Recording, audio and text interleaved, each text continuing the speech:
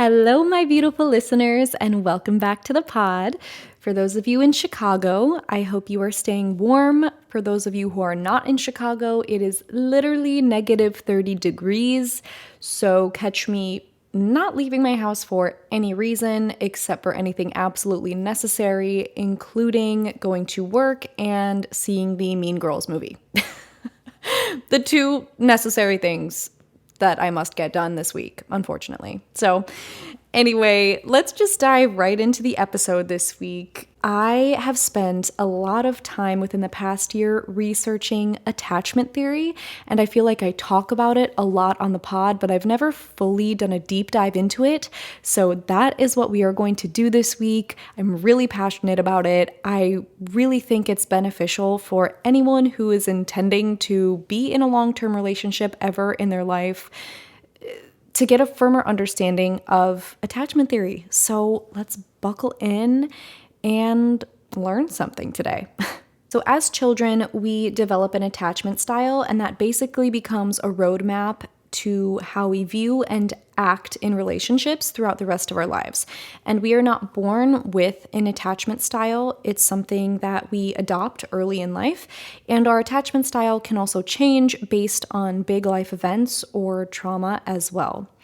So if you find yourself in on and off again relationships, like they push you away and you try to pull closer or vice versa, aka those runner and chaser dynamics, if you find yourself in toxic cycles or just overall feel confused about why you can't seem to have a long-lasting and healthy connection with someone, I hope that this episode will particularly resonate with you. There are psychological and scientific answers for these addictive, confusing, and devastating relationship dynamics. And for me, I am always comforted in knowing that I'm not alone in my brain, or the patterns that I'm creating are not just me. I'm not crazy. There's actual answers to them, because once we have the answers, then we can change and learn and grow, right? So I think it's important to get into the science and psychology a bit in the beginning here, so bear with me as we start off a bit heady, but like I said, when we can understand how we connect with and attach to others, it really helps us have the healthiest relationships possible, because we can only heal our patterns by learning about them and becoming aware of them first. All right. Diving right in with attachment styles, the psychological explanation for the emotional bonds and relationships between people stem from your attachment style. And they stem from Dr. John Bowlby's attachment theory, which is the way that we form attachments to people as adults is directly caused by how we bonded with our caregivers in childhood. Previously, behaviorists had believed that food was the primary thing that led to children demonstrating attachment. However, Bowlby demonstrated that it was actually comfort and nurture that was the primary factor behind attachment. Mary Ainsworth expanded upon this theory in her strange situation experiment, and then from this experiment concluded that there are three main styles of attachment that humans fall under: being securely attached, avoidantly attached, and anxiously attached. And then there are umbrellas under those as well. So this experiment was children between the ages of 18 months and 12 years old were left in a room with their primary caregiver. And the child was given time to explore the room with their caregiver present. And the caregiver then leaves the room, giving the child time to notice, react, and cope, and then the caregiver returns. So, children that they found to be securely attached were able to fully explore the room and enjoy themselves while the caregiver was present, and then they cried and showed distress when the caregiver left, but once the caregiver returned, they welcomed them back and they were happy, back to homeostasis. They found that children with an avoidant attachment style were unfazed when their caregiver left, and they were ambivalent about their caregiver's return. They were highly emotionally and physically independent. And then anxiously attached children were not able to fully explore the space even when their caregiver was present, as they clung to their side. And then when the caregiver left, they were extremely distressed and they were still unable to be calmed down upon their return. Some of them were even angrier upon the caregiver's return.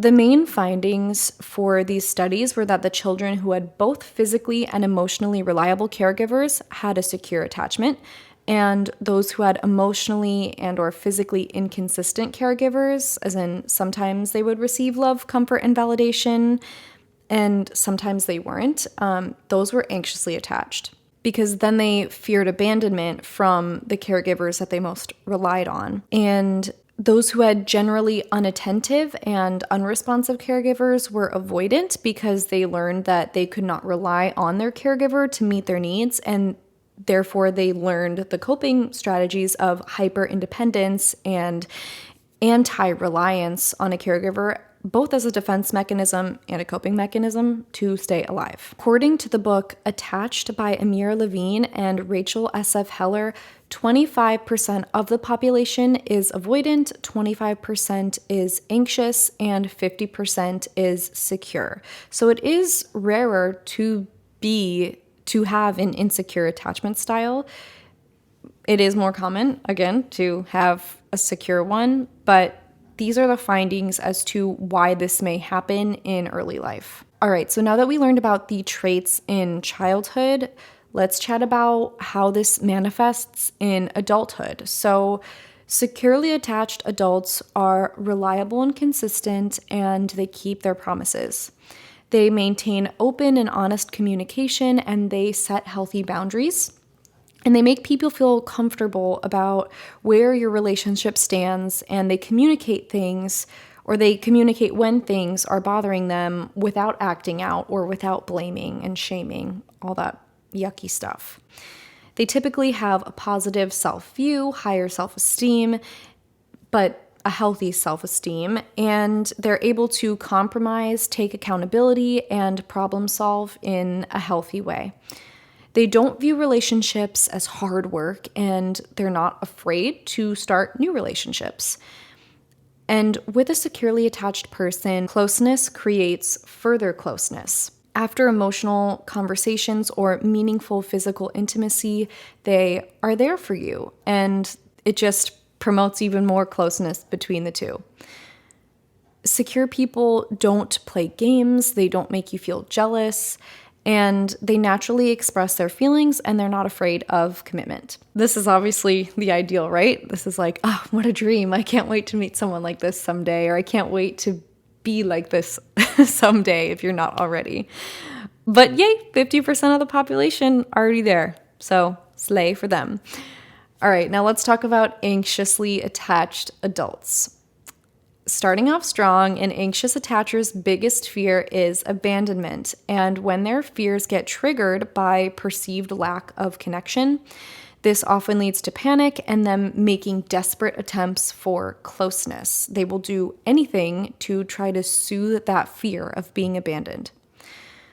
They want a lot of closeness, especially early on, including physical contact, and they tend to jump into things very quickly, and they're very comfortable with that. They stereotypically can be called needy or clingy. Those are just some kind of buzzwords that you may hear with anxiously attached people.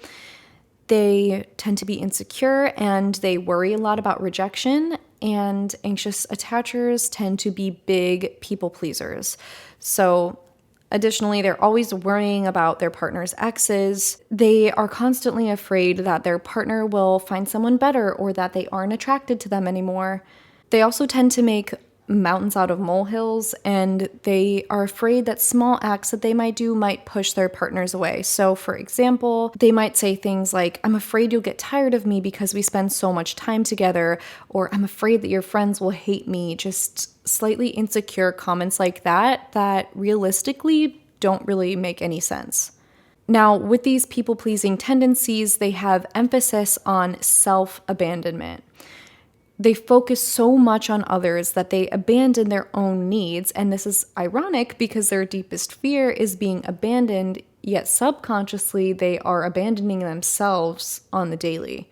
Anxious attachers tend to be people who are always wanting or needing to be in a relationship because they They don't know how to fulfill their own needs, and they always want that validation from external sources. They have difficulty explaining what's wrong or with setting boundaries, and they can tend to blame or interpret behaviors as always about them. And when someone deep in their anxious attachment gets really, really triggered and really fearful, they can do things called protest behaviors. And so some of these extreme behaviors are really acting out, threatening to leave, threatening to break up with their partner, but never really meaning it, just kind of using it as a last resort attempt to keep them closer. Again, these behaviors always contradict what they actually want, what they're actually trying to achieve. They can be untrusting, and again, these protest behaviors can be things like checking their partner's phone because they're untrusting of them, going through your belongings, always trying to know where you are, what you're doing. They want constant communication from their partner, and they want to be constantly in the presence of their partner as well. Anxious avoiders, again, deep in their anxious attachment, can lack emotional permanence. So similar to object permanence, which babies don't have, which is why babies are so amazed when you play peekaboo with them, because when something is not physically in their sight, they think that it doesn't exist anymore. So with emotional permanence, when their partner is not physically in their presence, always giving them affirmations, how much they love them, how much they need them, etc., when they're gone, they don't believe that that is true, and they need that constant validation because they're so afraid of being abandoned. So when their partner is physically gone, that is why these protest behaviors start, because they crave that attention and validation in order to feel worthy and good enough. Because they are always striving for constant connection and attention, if they're not getting this, then again, they can seek it out in toxic ways and protest behaviors, stuff like picking fights for no reason. It's just a strategy for some form of emotional connection, even if it's toxic. Anxious attachers tend to be very hypervigilant and very hyper aware of their surroundings and of their connections, and they're always on edge and they always fear disconnection,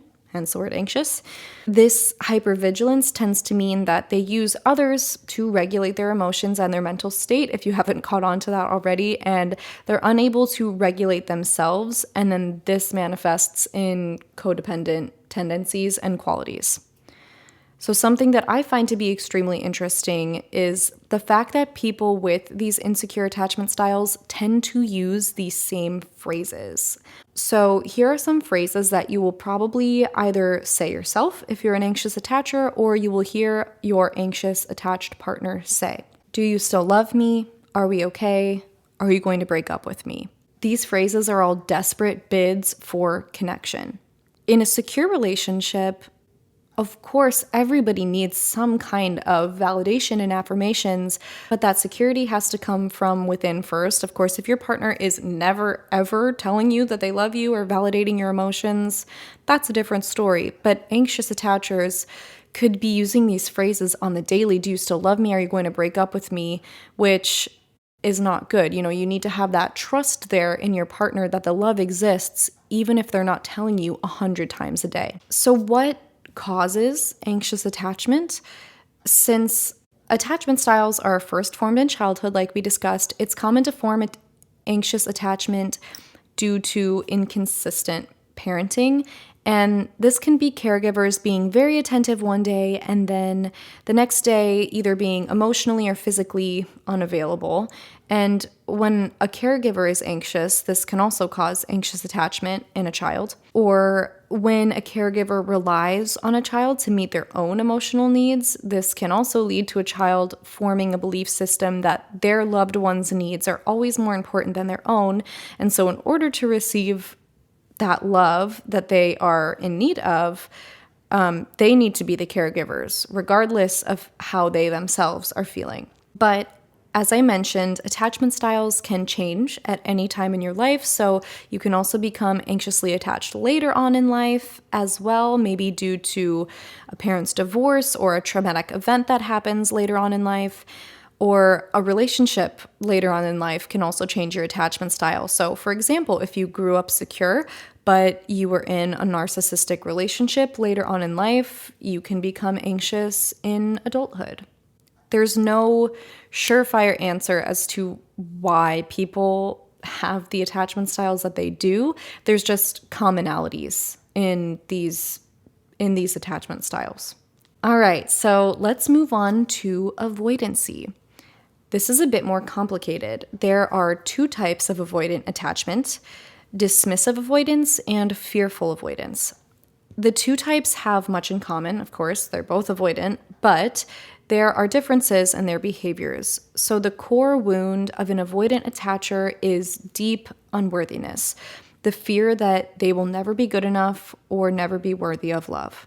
I'm going to start with the traits that both dismissive avoidance, or DAs, and fearful avoidance, or FAs, tend to have in common. So both of them value their independence greatly, and they need a lot of space. They look down on neediness and dependency. And upon first glance, they seem like they have a very high self-esteem and they're very confident. This is a mask for how they typically feel on the inside. Avoidants tend to really give out mixed signals and hot and cold behavior. Like, for example, sometimes they'll call a lot and then other times they won't. They'll drop off the face of the planet, they'll ghost you, but then they'll love bomb you. Or they can say that they're really excited about a future one day and then the next day act like that never happened, or express either disgust or disinterest in that at all, as if they didn't literally just tell you that. A very deeply avoidant person is your stereotypical toxic F-boy or girl that you are desperately trying to avoid, let's be honest.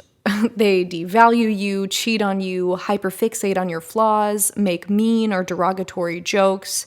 This, again, is someone who is very deep in their avoidancy and also, like, let's be real, just a shitty person. If you have an avoidant attachment style, it does not mean inherently that you are a shitty person, but typically these people who exhibit shitty behaviors also happen to have an avoidant attachment style. So I want to make that clear. I'm not saying fuck all you avoidant attachers.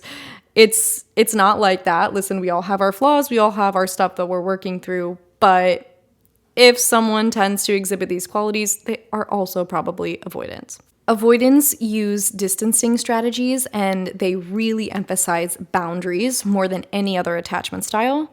So some sneaky distancing strategies could be they're always on their phone, they hyperfixate on work, they prefer not to sleep in the same bed, or they're very uncomfortable with physical intimacy. They have strict boundaries between their friends and family and your friends and family to maintain that kind of independence. And they have a very unrealistic view on how romantic relationships should be. They idealize the concept of the one or the perfect partner. They tend to idealize their exes, and they also tend to be very vague about what went wrong, either what went wrong in the relationship, or they tend to blame their ex, the person that's like, my ex is crazy, or all my exes are crazy. Red flag, right? But they do this because it's an escape out of their actual reality, and it's a way to avoid intimacy with the person that's in front of them.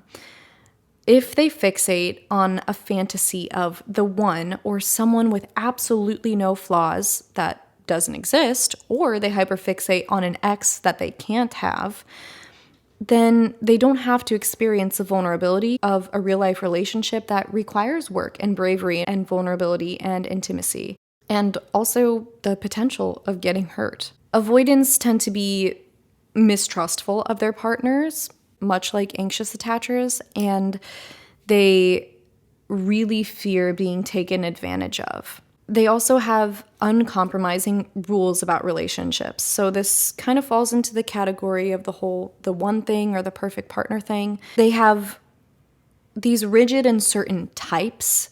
Again, because the more unrealistic the standard they have for others, the longer they can make excuses and keep you at arm's length without getting close to you. If they make excuses for why you are not the one, it avoids them confronting the problem that they could have their own fear of commitment.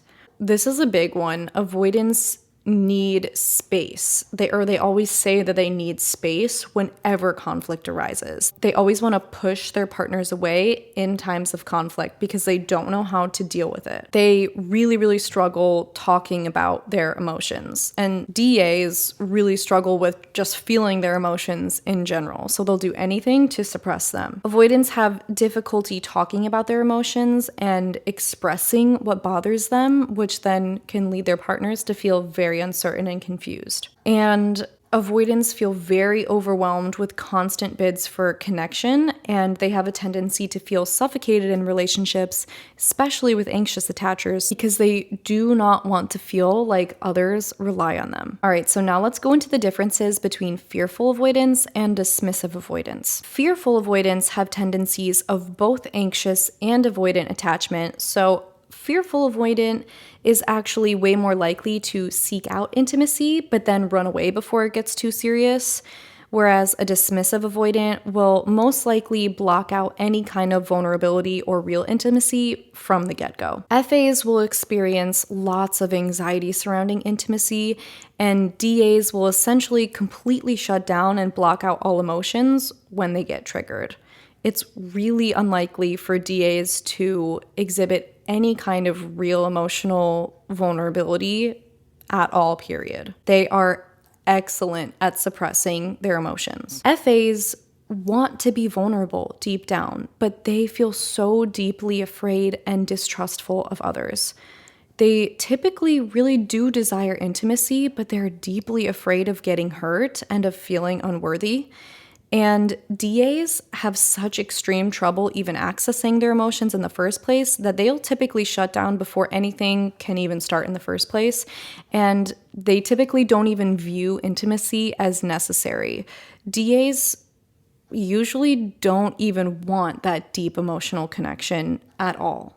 FAs typically fluctuate between seeking closeness and then pushing others away when they're coping with emotional distress, but DAs will remain almost entirely self-reliant at all times. FAs tend to have more people-pleasing tendencies, as this is their anxious side leading, because they care deeply about what others think of them, but DAs tend to have firmer boundaries and they don't really care about what others think. They only rely on themselves. FAs exhibit extreme hot and cold behavior. I think if you're really looking for the answer between FAs and DAs, it's that FAs are going to be hot and cold with you. And that's because it's not uncommon for them to have codependent behaviors where they rely on others and they open up, but then it just hits the point where they get scared, they're getting vulnerable, and then they feel others starting to rely on them.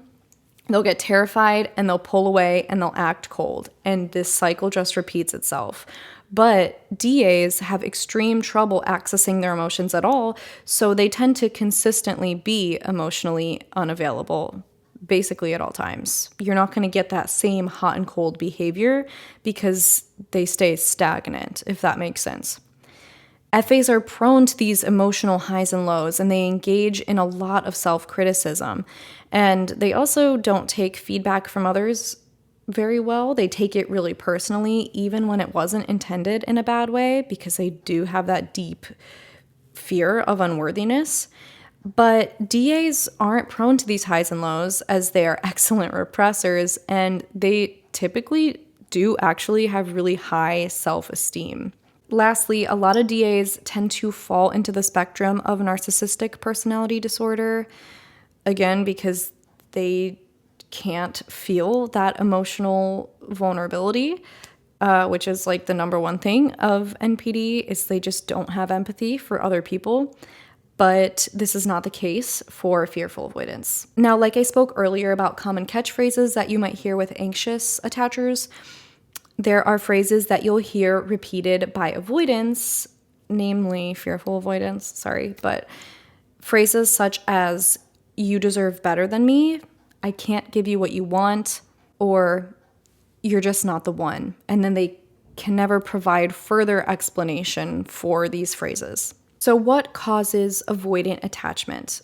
Again, going back to childhood, people who develop avoidant attachment, it could be due to caregivers who highly emphasized achievements and they dismissed their emotional needs.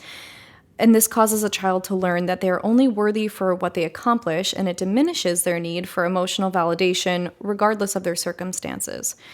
Additionally, caregivers who always want to fix the problems instead of just validating what their child is feeling leads the child to not trust their own emotional life. If a child learns that they cannot get their emotional needs met by their caregivers, then they learn to either only rely on themselves or to just suppress their emotions altogether. Or a child learns that they are unworthy of love if they can't meet their caregiver's high expectations, i.e., they only get love when they are quote unquote good. Both of the reasons for avoidant and anxious attached people, it's so deeply sad. It's very sad to talk about this, especially knowing that a lot of the reason that people have insecure attachment, it stems from childhood. And also, this is not to just blame our parents, right? People usually are doing the best that they can. A lot of our parents wanted to give us love, but for XYZ reasons, we as children didn't get the validation that we needed. And we develop these coping mechanisms essentially to feel safe. Because when we're children, when we don't have our needs met, we develop the coping mechanisms in order to feel safe for survival. So, back to the avoidance, when their caregivers aren't giving them the emotional attachment they need, or they're hearing, boys don't cry, or stop being so sad, suck it up. And there's this disconnect between, well, this is what I'm experiencing, but this is what my caregiver who gives me safety and food and attention, who I need to rely on because I'm a kid and I cannot survive on my own. I guess I need to be independent in order to literally survive because I need to keep this person in my life. Or if they're not going to give me what I need, then I need to give it to myself in order to survive. So I hope that provides a little bit of clarity, even though it is really sad.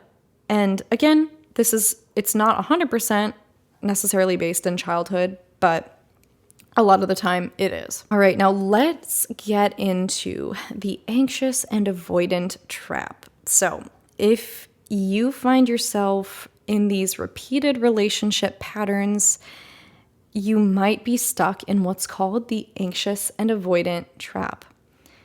These are two people craving connection, two people with deep fears and wounds that complement each other perfectly and horribly.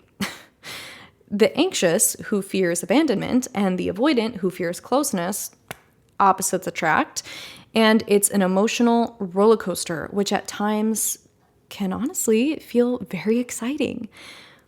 But most of the time, it's horrifying and exhausting. The anxious attacher wants closeness, and with fearful avoidance, they do too. But then when things get too close and their nervous system gets dysregulated, then they push the anxious away. Then the anxious then desperately tries to pull closer because now they're dysregulated, and then the avoidant just wants more space. But then the avoidant feels guilty and not good enough for their partner who has these high expectations of them, so then they stop communicating, and then the anxious starts acting needier because then they're afraid of being abandoned. But then when the anxious stops their protest behaviors, then the avoidant re-engages because after the space, they've regulated themselves down a bit, and the cycle just continues again and again and again. Deep down, anxious and avoidant attachers both feel scared of intimacy, just in different ways. The anxious feels that intimacy is always beyond their grasp, and the avoidant fears that intimacy is guaranteed to end in pain. Both of them feel unsafe. Both of them are dysregulated. But as I mentioned, attachment styles can change throughout your life, and the good news is that it is possible to become securely attached. So the key to healing your attachment style mainly lies in the ability to first become self-aware and then learn how to self-regulate. It's only when we become self-aware that we can stop blaming our partner for our pain, and we need to understand our own triggers so we can work through those and heal those wounds and heal those fears within ourselves. And we can heal through various forms of therapies, somatic work, journaling, and workbooks, and adapting mindfulness habits like meditation and breath work, just to name a few. And additionally, the more that we understand our own patterns and the patterns of others that recur in our lives, the easier we can spot the red flags. If you are an avoidant attacher on your healing journey, recognizing the signs and behaviors of someone heavy in their anxious attachment is crucial. Re-experiencing a relationship with someone fully unhealed can easily be re-traumatizing and very triggering and could set you right back even if you're doing the work. On your own healing journey, you must not only prioritize yourself, but prioritize finding other people who are healing themselves as well, or someone who is securely attached. It is possible to heal while being in a relationship, especially if you have an insecure attachment style, but you're with someone who is secure and they have this patience and this empathy and this groundedness that gives you a safe space to heal. It's very possible to heal together. I'm going to go into that a little bit more later, but speaking from my own experience, I'll let you in on some other steps that I've taken this past year in my efforts to become more securely attached. And these tips are probably going to be more relevant towards someone struggling with an anxious attachment, but I'm also happy to make a new episode with tips for how an avoidant can heal as well. Anyway, here are some things that I did. I stopped myself from immediately reaching out to a loved one the second that I get triggered or dysregulated. I know that I will have my loved ones to lean on and support me when I truly need it, and I don't want this to be confused with isolating myself, but in order to stop using people as my band-aids, which is absolutely what I was doing, I had to learn how to first calm myself down and regulate myself before immediately jumping to someone else to give me that validation. I held myself, literally, like both arms around myself. I took deep breaths, I journaled, I meditated, I did many EFT tapping sessions, and then once I'm out of that panic and out of that extreme dysregulation, have calmed my nervous system down a little bit, then if I still feel like I needed someone to lean on, I reached out and I got the support that I needed. I also set better boundaries surrounding people that weren't adding to my life. Not holding space for people who don't hold space for you, huge. In the past, I would hold space for people just because I wanted to be liked and I wanted that approval and I wanted to feel like that caregiver and that savior. But listen, that's going to drain you. And again, it's a form of self-abandonment. It's letting people walk all over you just to be liked. It's not worth it. I'm working on building my own self-esteem and fostering unconditional love and forgiveness for myself, knowing that I will be here for myself at the end of the day and I don't need someone else to complete me. And I have to really prove that to myself, again, by doing all these regulation exercises. It's hard work. And then finally, I am really focusing on myself, my goals, my hobbies, and not allowing myself to get fixated on another person or another singular thing to dictate my worth. While I know that I've come a long way working on myself, I want to openly admit that I'm not going to see truly how far I've come or what I still have yet to heal until I get into another relationship or really start putting myself out there and dating again.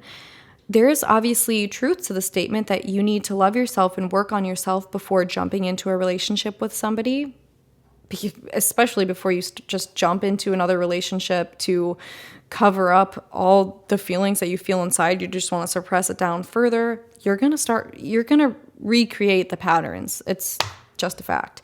But I also firmly believe that relationships or healthy, nurturing relationships, especially with a securely attached person, are a place to heal as well.